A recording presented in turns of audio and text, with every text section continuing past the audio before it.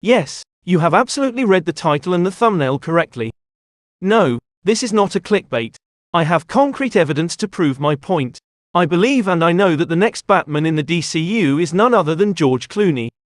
And I feel it is in fact a good idea to have George Clooney play a middle-aged Batman in James Gunn's DC universe.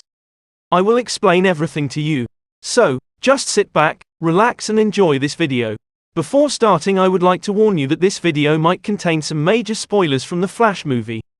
So, in case you want to go into the movie theater with no prior knowledge, I suggest that you leave the video here.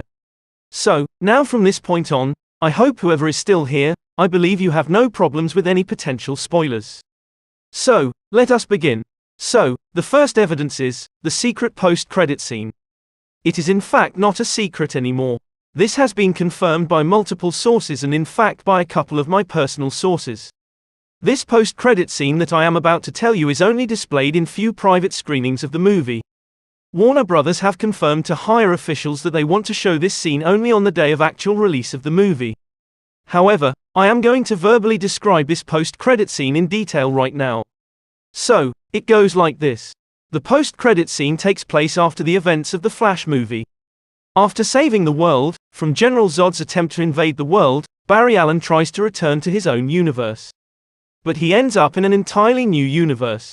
He does not realize it immediately. He thinks he is back to his original timeline, that is the Snyderverse. He goes into a bar, grabs a drink when he meets another member of the Snyderverse Justice League. This member is none other than Jason Momoa's Aquaman. They both grab a drink each and have a brief casual conversation. This is when we hear footsteps of someone approaching the two, from behind. Barry turns around and finds out that the person approaching him is our very own billionaire playboy, Bruce Wayne. Now, this is not Ben Affleck's Bruce Wayne. This is not even Michael Keaton's Bruce Wayne. This Bruce Wayne is none other than the very unpopular version from the movie Batman and Robin 1997. I mean, George freaking Clooney. This is not a rumor nor an unconfirmed report from a third-party website. This is what was shown in the private screenings and my sources have confirmed it as well. So unless there is another secret post-credit scene in store, this is going to feature in the final cut of the movie to be shown to the audiences on the 16th of June. Now you might be thinking, this could also be just a fun little cameo which has got nothing to do with the future of the DCU. This is just to show people that anything is possible with the multiverse.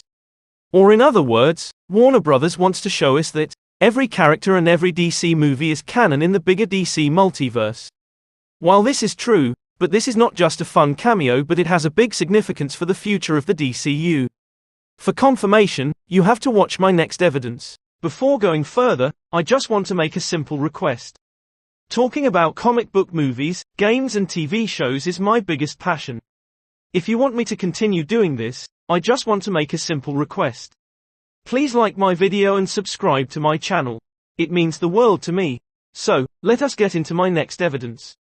The sequels. Well, just today, the sequel for the Flash movie has been discussed by the director Andy Muschietti. Variety has confirmed that the script for the Flash movie is already completed. And it also states that Michael Keaton as well as Sasha Calle is set to return for the same. In an interview today, Andy Muschietti had to say this regarding the Flash movie sequel: I am ready to go with Ezra Miller as the lead character if we move forward with the sequel. I don't think there's anyone that can play that character as well as he did. The other depictions of the character are great, but with this particular vision of the character, he just excelled in doing it. It feels like a character that was made for him. Now, I do not want to comment on anything on someone's personal life. I do not fully know about the controversy surrounding Ezra Miller. So, I will not comment on it. It is for you to decide what you make of it.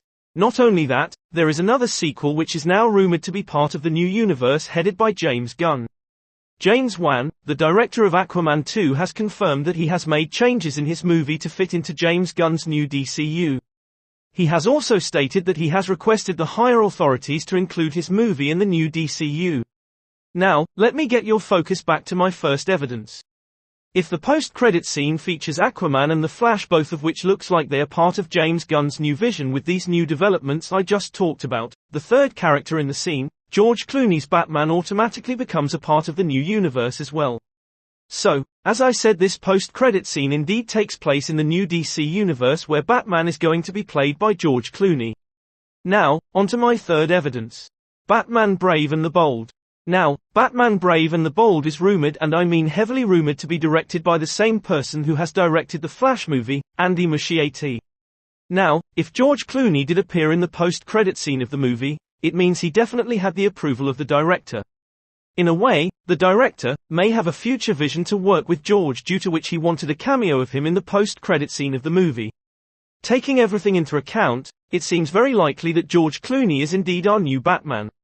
Now let's move on to our fourth evidence. The tone of the new movies.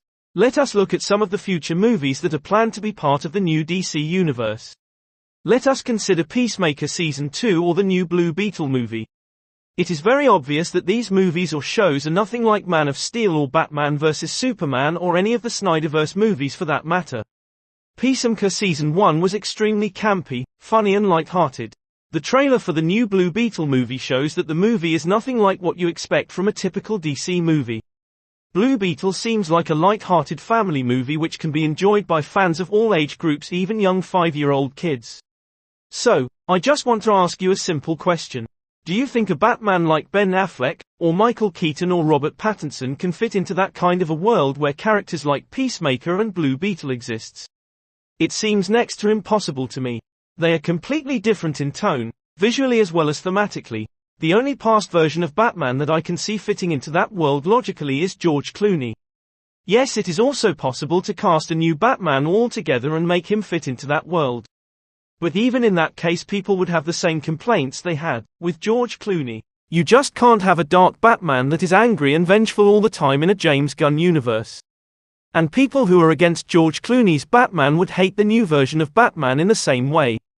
It does not matter whether it is George Clooney or Bradley Cooper or any other actor for that matter. So what I feel is that we do not need yet another new Batman. I mean, didn't we already have a new Batman a couple of years back? The constant reboot of Batman is just not allowing people to emotionally invest in one version of the character. Just imagine if you went on rebooting characters like Captain America or Iron Man 10 different times in a span of 5 years during the Infinity Saga. Avengers Endgame wouldn't be half as successful as it is now. At one point people would lose interest in these characters to a great extent. So, it is better to have a past version of the character even though people hated that version at that time. Batman and Robin is at least a movie that is still talked about to this day. So, almost everyone is familiar with George Clooney's version already. Remember, a bad publicity is still a publicity. And most importantly, we already have a dark Batman in another Elseworlds universe headed by Matt Reeves. The Batman franchise can very well be called a universe now because we are getting several spin-offs like the new Penguin HBO Max show, the Arkham Asylum show, the GCPD TV show. I would say the franchise can be called a Gotham Cinematic Universe for all intents and purposes.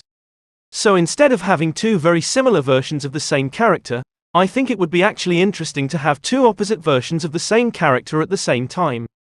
Plus, I think what would be great is if Matt Reeves' Gotham Cinematic Universe focuses more on Batman and his iconic rogues gallery, while James Gunn can focus more on Robin and the extended Bat family. I mean, Robin has never got the spotlight he deserves. He is much more than just a sidekick of Batman. He is a very iconic character on his own, if not as iconic as Batman. He deserves way more attention than just being limited to a TV show like Titans on Netflix. Another advantage of having George Clooney as the main Batman is that at a certain point of time we can also have a Batman Beyond movie. He is already 61 years old. Let's say after 9 years' time from now, he can play the role of an old Bruce Wayne. I think he was never really a bad Batman to start off with. I think he was a great Bruce Wayne, to which I think many of you would agree. I had no problem with his version of Batman as well. I always saw it as an extension of Adam West's version. If I am not wrong, he is the only Batman who has not killed a single soul. His Batman is also the most compassionate among all the versions. In the final scene of Batman and Robin, when he saves Mr. Freeze and also vows to save his wife, I think that is the perfect embodiment of what a superhero should be. Batman is not a monster and angry all the time like Hulk or Bane. He is way more than that. In modern age, Batman is always portrayed like this angry person with a demonic voice. People tend to forget that Batman is not just a symbol of vengeance. He is a symbol of hope, positivity and compassion as well. I think George Clooney has captured that aspect in the best possible way. Overall, I think George Clooney is vastly overhated and he deserves a chance to redeem himself. So, that is all for this video. Do let me know your thoughts in the comments below.